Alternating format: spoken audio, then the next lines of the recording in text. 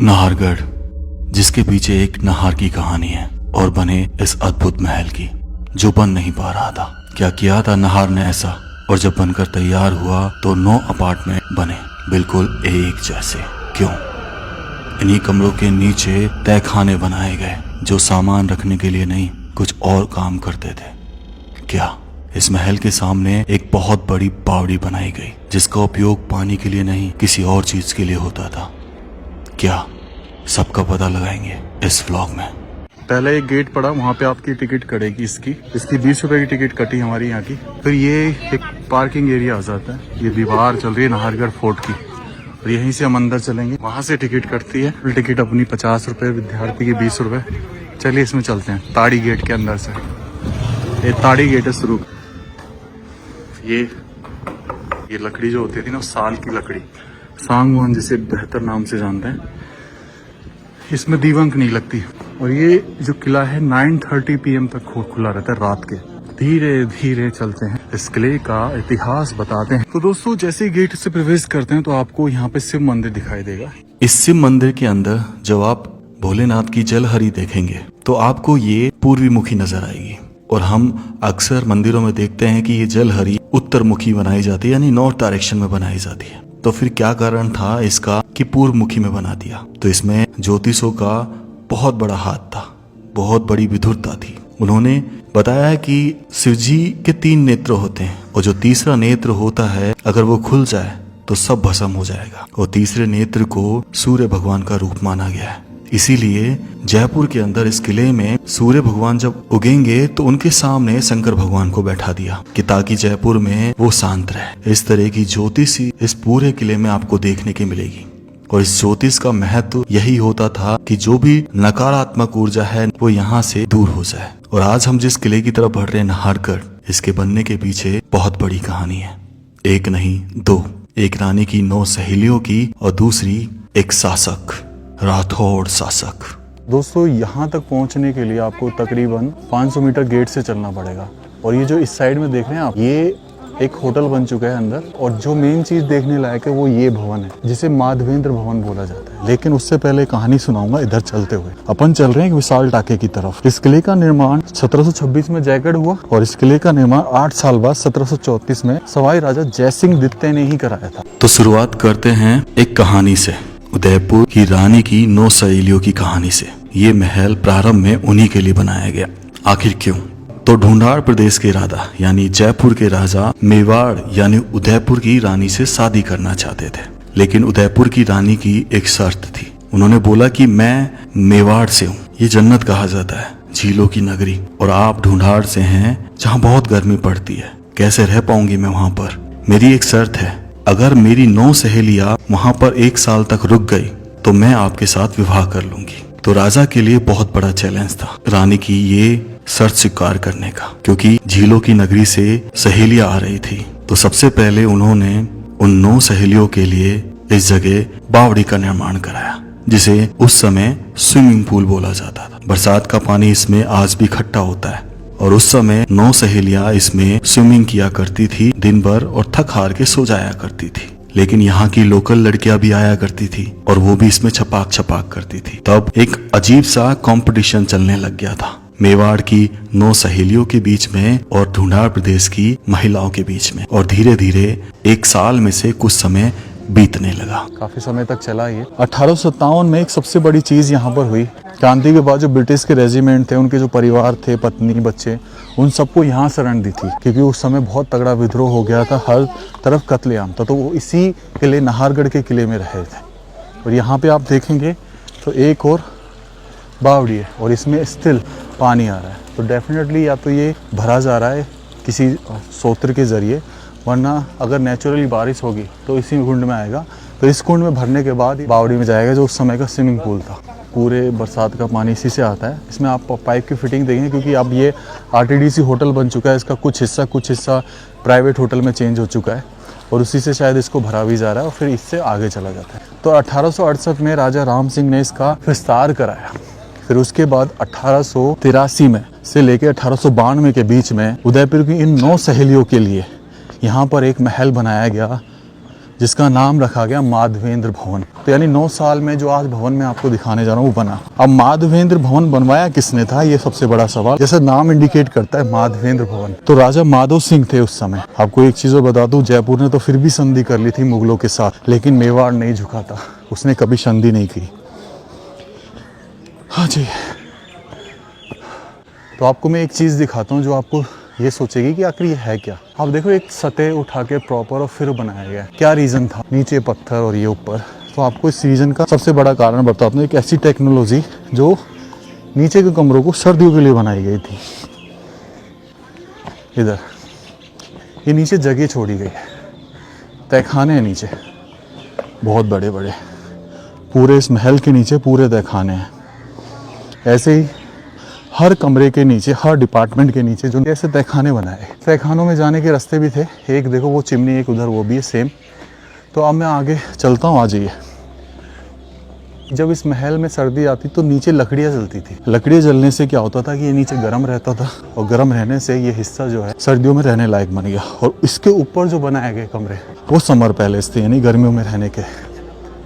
तो इस तरीके से इसको डिज़ाइन किया। जो माधवेंद्र नाम रखा है, ऐसे कहते हैं कि माधव सिंह ने अपने नाम के लिए नहीं रखा था, उन्होंने रखा था माधव, किसको बोलते हैं, श्री कृष्ण भगवान को। और श्री कृष्ण भगवान हालांकि कुछ लोग बताते हैं कि वो श्याम कलर के थे, लेकिन बहुत सुंदर थे। ध्यान में रखकर इस जगह का नाम करवाया। और आज भी इसके ऊपर देखेंगे तो श्री माधवेंद्र भवन, जो कि 1892 में बनकर तैयार हुआ, 9 साल में। दरवाजे के ऊपर देखेंगे नक्काशी कुछ डिटेल्स के साथ। सवाई माधो सिंह द्वितीय 1880 से 1922 जिनका शासनकाल रहा, श्री माधवेंद्र भवन का निर्माण कराया। ध्यान से पढ़ लिए, 2 मंजिला भवन 10 भवनों में विभक्त। अब 10 में क्यों, 9 तो रानी के लिए थे और 1 था राजा के लिए। वो ऊपर लिखा हुआ ना माधवेंद्र भवन। इसको इतना सुंदर बना दिया भाई, मैं आपको क्या बात बताऊं। इस शुरू में जब आप प्रवेश करते ना तो ये प्रांगण आता है। अब प्रांगण में कौन पहरा देते हैं, सैनिक लोग, क्योंकि महल है। और ये जो चीज़ देख रहे हैं आप, ये सीसल को घिसकर 7 मास होता था। सबसे पहले गोंद, फिर उसमें बेलगिरी यानी बेल के फल का गूदा, फिर दूध दही का मिश्रण होता था, सुर्खी होती थी, ईंट का चूरा होता था, और इसमें गुड़ भी मिलाया जाता था। तो इस तरीके से मिलाकर ये चीज़ तैयार की जाती। और ये तब का ही ऐसा है, आज से जैसे बरसों पहले था, तकरीबन 140 साल पहले, तब से ऐसा है। ऐसी पेंटिंग बनी हुई थी उस ज़माने से। देखो ये फायर प्लेस, सर्दियों में इसका यूज़ किया जाता होगा। यहाँ पे नीचे लकड़ी और ऊपर एक्चुअल में कुछ सेक भी सकते थे। और नीचे इसमें चिमनी भी होगी मेरे हिसाब से, देख गई चिमनी, जो ब्रिटिश टाइप का लगता है कुछ। तो ये कुंदे देख रहे हैं, इन कुंदों पे तो झूले के लिए 2 होते थे, अब सिंगल है तो इसका मतलब झूमर वगैरह टाके जाते थे। और ये जो कुंदे के चारों तरफ आप पेंटिंग देख रहे हैं, ये उसी समय की है। चलिए अंदर चलते हैं, आ जाइए। अब इसमें भी घुमाव दिया गया। अब शुरू होंगे 9 कक्ष। अब 9 कक्ष में क्या था, सबको एक गलियारे से जोड़ा गया, पूरा एक गलियारा। ये खिड़कियाँ दिख रहे हैं आपको सामने, एक खिड़कियों के आप देखेंगे, खिड़कियों के सारे पूरा एक गलियारा है, जिसे राजा का गलियारा भी कहा जाता है। जब आप इस महल में प्रवेश करेंगे तो आपको 7 दरवाजे दिखाई देंगे, 9 अपार्टमेंट के। और 7 दरवाजों के ऊपर कुछ ना कुछ नाम लिखे हुए थे, खूबसूरत नाम। जब 9 सहेलियां इस महल में प्रवेश करी तब उन्होंने देखा कि यहाँ 7 दरवाजे हैं, किस कमरे में जाए, किस अपार्टमेंट में जाए, यहाँ तो नाम सबके अलग अलग हैं। तब उन्होंने समझा कि शायद राजा ये चाहते हैं कि जो जिस नाम के अकॉर्डिंग सुंदर है वो उस भवन में चला जाए। तो 15-20 दिन तक वो यही सोचती रही और फिर डिसाइडेड हुआ कि हाँ भाई, ये मेरा और ये मेरा। तो चलिए अब यहाँ तक पहुँच गए तो सीधा ही चलते हैं। और श्री गणेश जी ऊपर विराजमान है, जो हमेशा गेट के प्रवेश द्वार पे। तो ये किसी ना किसी रानी का महल रहा होगा। और ये जो दरवाजे देख रहे हैं, इन पे ये चीज़ें देख रहे हैं, तो शायद ये पीतल की हैं। ये दरवाज़ा 140 साल पुराना है।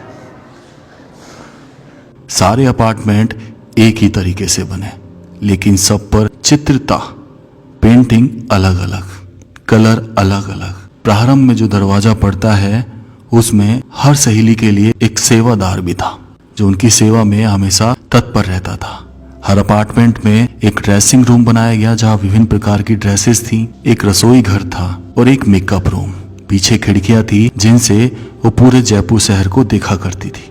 तो इस तरीके से वो इस जगह की खूबसूरती को निहारती ही रहती थी। वो कहते थे कि हमारे लिए इतना सुंदर भवन बनाया है और अगर हम यहाँ 1 साल रुक गए तो हमारी रानी के लिए क्या करेंगे, वो तो महल अद्भुत होगा। और यहाँ पे ये दूसरा दरवाजा, ये पहला गलियारा जिसे पोली बोलते हैं आज की भाषा में, और फिर यहाँ पे इस गेट के ऊपर ये नक्काशी उभेरी गई फूल पत्तियों की ज़्यादातर, क्योंकि अच्छे लगते थे तो शुभ होते थे। तो इस तरीके से इनको बनाया गया और हर कलर का यूज़ किया गया। ये कलर नेचुरल कलर फूल पत्तियों सब्जियों से बनाए जाते थे। और ये जो पोर्शन होते थे इनमें रखा जाता था सामान, बाकायदा एक गेट होता था या पर्दा रहा होगा। यहाँ पे देखो, अब ये हिस्सा रसोई है, क्योंकि ऊपर देख रहे हो चिमनी छोड़ी गई है, तो ये हिस्सा रसोई है, यानी उस रानी की रसोई, और ये रसोई का सामान रखने की जगह। उसके बाद डेफिनेटली सामने, शायद सबसे ज़्यादा सामने बेडरूम रहा होगा, शयन कक्ष। उसके बाद इधर चलते हैं अपन, तो इसको यहाँ पे अगर आप देखेंगे तो आले ही आले हैं, और ऊपर उधर जाली है बेडरूम के साथ जो इस आले को कनेक्ट करती है। तो इस जहाँ तक ये रानी का एक मेकअप रूम हो सकता है, जहाँ पे रानी मेकअप किया करती थी। उसके बाद अपन शयन कक्ष में बढ़ते हैं, और मोस्ट प्रोबेबली तो जितने भी शयन कक्ष हैं वो एक ही डिज़ाइन से बनाया गया है। शयन कक्ष में भी मतलब प्रॉपर एक छोटा सा रूम, यहाँ पे भी खिड़कियाँ जो पीछे देखने के काम आती थी, और ये छोटा सी जगह जिसमें दरवाज़ा रहा होगा कभी बाहर। देखो ये निशान दिख रहा है आपको, एक क्लिप ऑफ दिख रही है, तो मतलब दर्शाती है कि कोई पर्दा या उस समय कुछ रहा था, यहाँ पे दरवाज़ा रहा। तो इस तरीके से ये चीज़ें बनाई गई महलों में। मतलब कितना सुंदर है, इसको देखिए आप। मतलब अगर आप ये पेंटिंग करने जाओ ना इतनी बारीकियों से तो काफ़ी समय लग जाए। अब जैसे ये हिस्सा है ना भाई, ये हिस्सा, ये प्रॉपर यहाँ पे देखो 3 कुंदे नज़र आएंगे आप, 3 कुंदे नज़र आ रहे हैं प्रॉपर, जिसके बीच में लगता था कि पर्दा लगा होगा। और शयन कक्ष था, तो सर्दियों के समय में यहाँ पे स्पेशल ये फायर प्लेस डिज़ाइन किया गया, और ऊपर छोड़ी गई होगी। तो ये चीज़ें हैं भाई, ये फायर प्लेस डिज़ाइन किया गया। और यहाँ पे देखो कुछ बना हुआ है उस समय की कुछ आकृति जो बहुत धुंधली पड़ गई है, बहुत ज़्यादा धुंधली। तो इतना सुंदर महल देखा है कभी, है ना, कमाल। यहाँ पे भी कुंडे लगे हुए हैं, कमाल है। ये दर्शाते हैं कि उस समय जब इन पे झूमर लगे होंगे तो कितना सुंदर दिखता होगा ये कमरा, और किस तरीके से डिज़ाइन किया गया है इस चीज़ को। 140 साल, लगभग 140 साल पुरानी चीज़ें हैं भाई, उससे भी ज़्यादा ही मान लीजिए। हाँ, और अलमारी का दरवाज़ा अभी भी सही सलामत है। मैं कह रहा था ना कि इन दरवाजे रहे होंगे, इसमें भी रहे होंगे, पर अब सब चला गया है। इवन बिजली की फिटिंग कर दी यहाँ पर। और ये जो गिलास दिख रहे हैं ना, ये उस समय बेल्जियम से मंगाए जाते थे भाई, रंग बिरंगे गिलास। उस समय सबसे बड़ा कारोबार ग्लास का बेल्जियम को माना जाता है।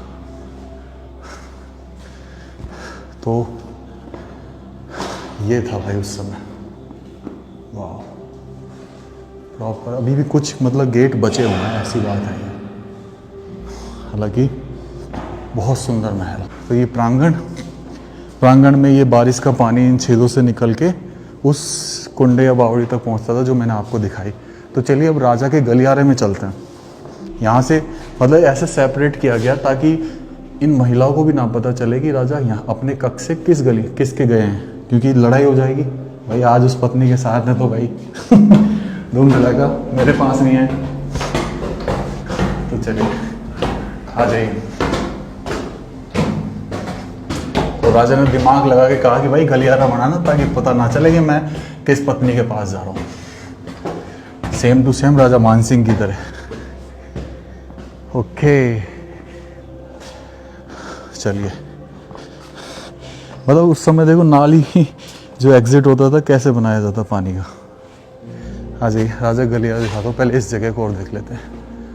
ऊपर की तरफ बने हुए ये कमरे समर पैलेस के हिस्से थे, जहाँ पर वो सहेलियां गर्मियों के दिनों में अपना समय व्यतीत किया करती थी। इनको भी इतना खूबसूरत तरीके से सजाया गया जिसे आप सिर्फ देखते रह जाएंगे। येलो कलर में बना हुआ था, लेकिन लग रहा था जैसे सोने से बना दिया गया हो। बेहद अद्भुत।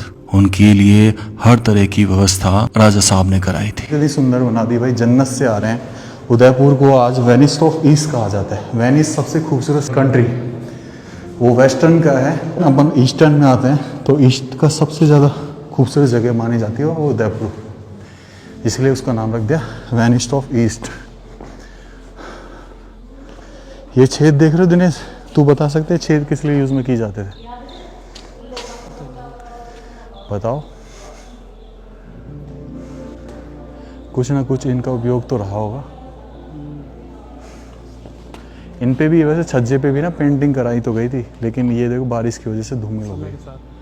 हाँ देखो किस तरीके गोले में डिज़ाइन किया गया है, और हर गेट के ऊपर अलग तरीके से डिज़ाइन है। देखा,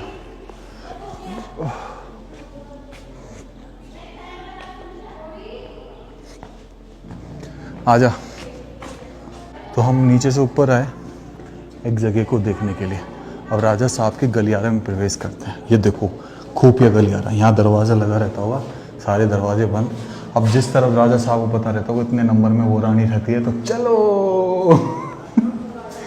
चलो इधर से, चलो इधर से आ जाओ, इधर से सीधी चक्की चलाएंगे, आ जाओ। और देखो यहाँ पे इस गलियारे में भी छोटी छोटी खिड़की, ये छोटी सी खिड़की, फिर ऊपर ये देखो डिज़ाइन। ये डिज़ाइन तो अभी भी कई घरों में मौजूद होंगे मेरे हिसाब से। अब राजा साहब यहाँ दूसरी रानी में प्रवेश कर गए। ये अलग ही अपार्टमेंट आ गया भाई, देख रहे हो आप बस। तो ये अब दूसरे अपार्टमेंट, और सेम बनाया गया।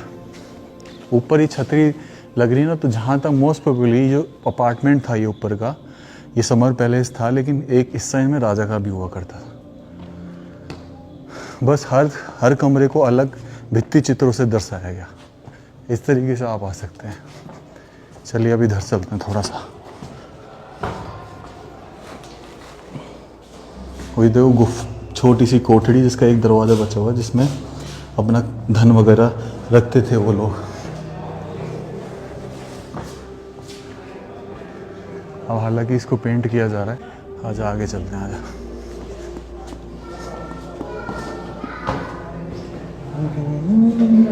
अब आपको 7 दरवाजे दिखे, लेकिन अपार्टमेंट 9 हैं।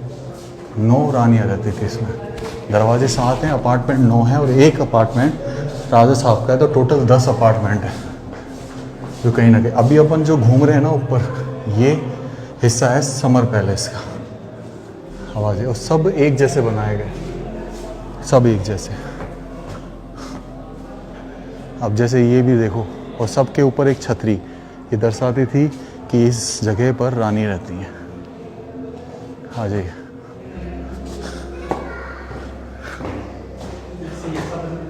हाँ, गैलरी भी सही बना रखी है भाई ने। गैलरी के बगल में गैलरी बना रखी है, क्या बात है। सब कुछ ऐसा ही है, सेम। यहाँ से ऊपर जाने के लिए सीढ़ियाँ और हैं।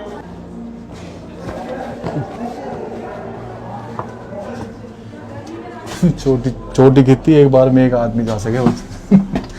सामने से कोई आ रहा हो तो बस रुक जाओ भाई, और कोई हो ना भीम जैसा हो तो क्या भाई, मैं तो चढ़ ही ना सकता। हाँ हाँ, क्या गजब है। 4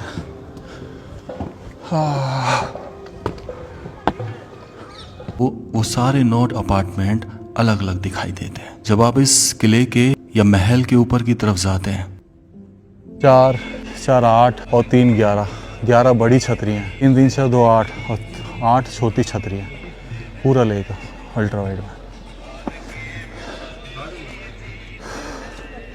ये फायर प्लेस जो बने हुए ना भाई, ये फायर प्लेस बने हुए, उनकी चिमनियाँ हैं।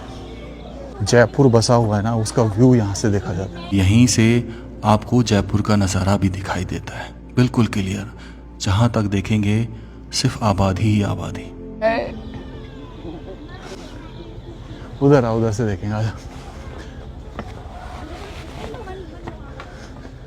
वो कौन सी बिल्डिंग हो सकती है बीच में यार? कौन सी? वो जो खड़ी है बीच में लगी, तो सवाई मानसिंह स्टेडियम।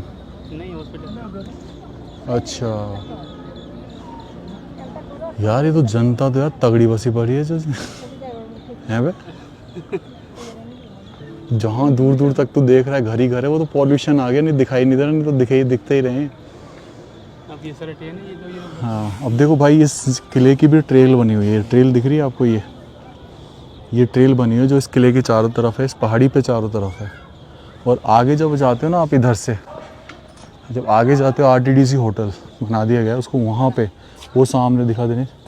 लेकिन सामने उस जगह पर, वहां पर अक्सर एक व्यक्ति खड़ा रहता था, अक्सर उस महल पर नजर रखता था। ऐसा सहेलियों को नजर आया, लेकिन कौन था वो और आखिर क्या था उसके पीछे, उसको हम बाद में जानेंगे।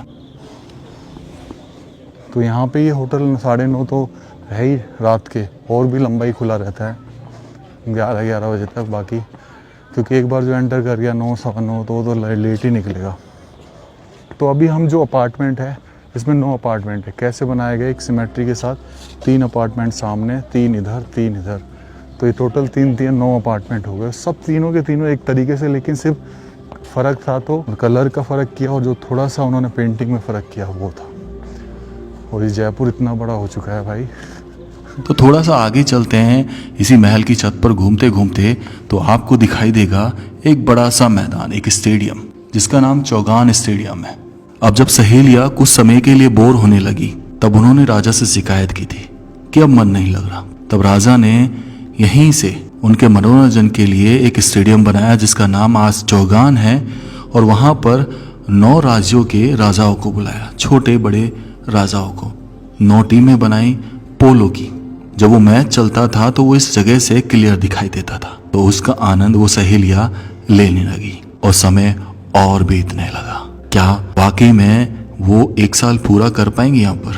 चलिए, मजा आने वाला है, बहुत मजा आने वाला है। चलिए अब उस कहानी को कंप्लीट करते हैं। आखिर कौन वो व्यक्ति या पर्सन था जो इन सहेलियों को देखा करता था? तो एक दिन सहेलियों ने ठान ली कि हम उस तक पहुंचेंगे और पता करेंगे आखिर वो कौन है। जैसे ही वो वहां पहुंचे तो वो देखकर हैरान रह गई।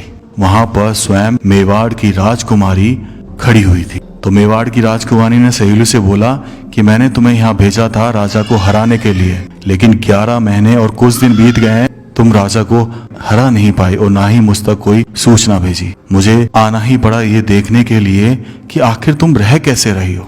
तो फाइनली सहेलियों ने कहा कि अब हम राजा को नहीं हरा सकते। तब उन्होंने बताया कि हम राजा से मिलना चाहते हैं राजकुमारी साहिबा, क्योंकि अभी तक सहेलियों ने राजा को नहीं देखा था। सिर्फ राजा तक वो संदेश भिजवाया करती थी अपने सेवादारों के द्वारा। फाइनली जब राजकुमारी हार गई, सहेलियों ने हार मान ली, तब राजकुमारी राजा से जाकर मिली और बोला कि मेरी सहेलियां आपसे मिलना चाहती हैं। लेकिन सहेलियां राजा से मिलकर चौंकने वाली थी।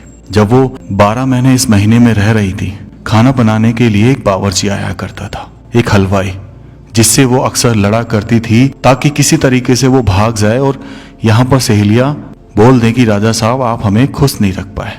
लेकिन ऐसा नहीं हो पाया। जैसे ही वो राजा से मिली तो पता चला कि ये राजा तो वो हलवाई है जो हमारे लिए खाना बनाया करते थे।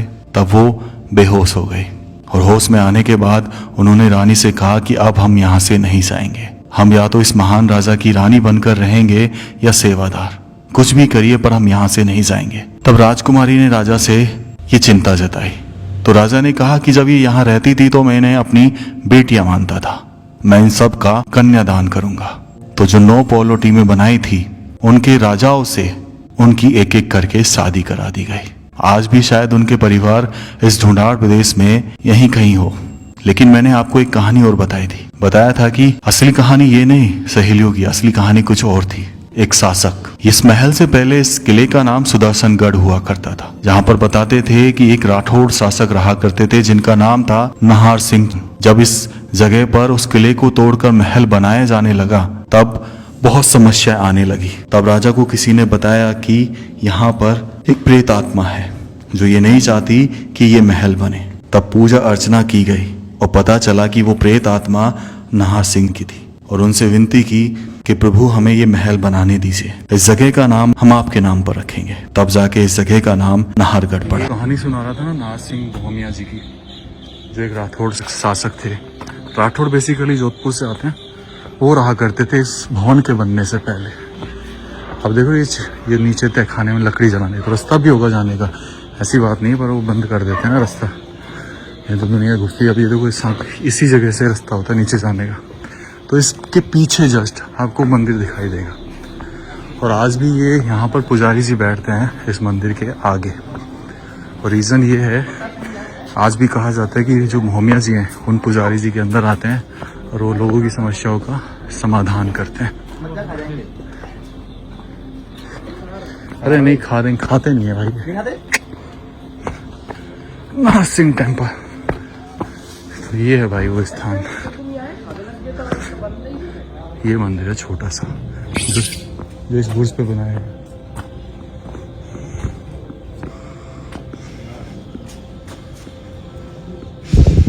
छोटा सा हिस्सा इस सैन्य बुर्ज पे। हम वहाँ ऊपर थे अभी, हम नीचे आ गए पीछे की साइड। और ये इस प्राचीर की दीवार देखो, इसमें देख रहे हो आप, ये बिल्कुल दूरी पर नज़र रखने के लिए, फायर करने के लिए, ये बिल्कुल जब पैंदे में आ जाए, बिल्कुल दीवार के पास आ जाए दुश्मन सेना। और ये मीडियम में बीच में, और मोटाई तकरीबन 2 फीट से 3 फीट की मोटाई दीवार। जी भाई, क्या नाम है चैनल? ओम प्रकाश सोनी व्लॉग्स भाई, थैंक यू। यहीं से इस वीडियो का मैं समापन करना चाहता हूँ। ये कमरा दिखाते हुए नीचे का, जो बहुत सुंदर बना हुआ है, बहुत सुंदर। और भाई उनको कोटि कोटि प्रणाम जिन्होंने ये बनवाया। आप देखोगे ना नीचे भी इसमें कलर किए गए। अब ये हिस्सा कैसे धूमिल हो गया, क्योंकि ये आने जाने का हिस्सा, ये हिस्सा अनटच रहता है, तो अनटच रहता है तो ये कम जर्जर हुआ। और यहाँ पे भी हर रूम में एक चिमनी थी। धन्यवाद, आपने वीडियो यहाँ तक देखी। कैसा लगा जरूर बताना। राम राम से सभी को। खम्मा गणिसा राजस्थान, मेरा देश मेरा भारत। टिकट निकाल लेने, तू भागी जा रहा है। ला